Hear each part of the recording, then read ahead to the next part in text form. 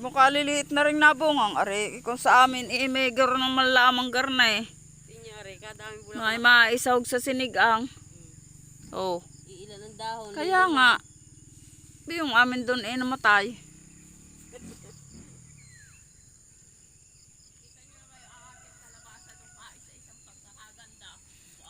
Di mo alam kung pag kumabag yun Inabuhay pa, kalbasa pa nakabag. Oo.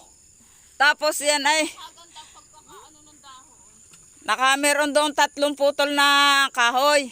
Ay siyang ipinapapiraso kay Joshua at siya daw gagawin pakabag pa itaas. Sabi ko kaya naman kay papahirap ka. Meron doon steel matting na isang habang ganyan. Sabi ko yun na lang ang i-place at siyang gawin.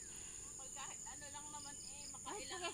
Di pagkakano ikot lang ng ikot doon sa kanya. Hindi ko papagainin. Papaanohin lang at talbusan lang. O kaya nga, hindi yan alam nga namang pagkaano tatalbusan mo na uli.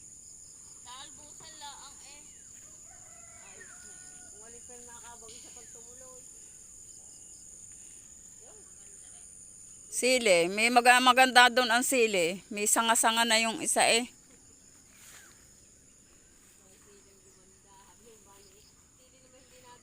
2 beses na ako nabili ng abono. Palaging sabi wala pa. Wala pa? Wala pa daw, yung mamimili pa daw. Yan na kayo bumili pag luwas nyo. Kaya nga, kahit 1/4 Meron ako diyan bumili ako ng 1 kilo ng isang Tagbunga na uli ng ates. Tingin na yung bulaklak na re. Ay, oo nga. Bakit nga?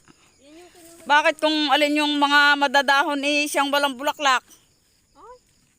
Atay tamaring inilipat din . Nung ito ilipat, may 3 buko. Nakuha ko na. Oh, hanggang ngayon, yan pa, yan, hindi yan ay binuko. Yan pa lang yung buko na pagkapaglipat dyan. Nakuha ko na ho. Yan, bunga na yan diyan. Oo, ang bulaklak ay pagkakadami. Kalalago nung iba, walang bunga.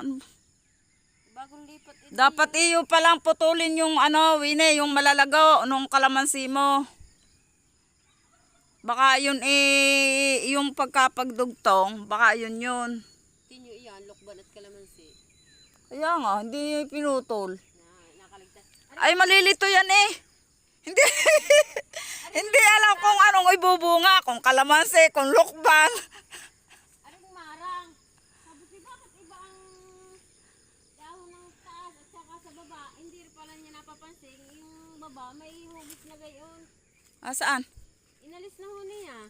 Yung nagdaang Yung may giling-giling ang ang dahon.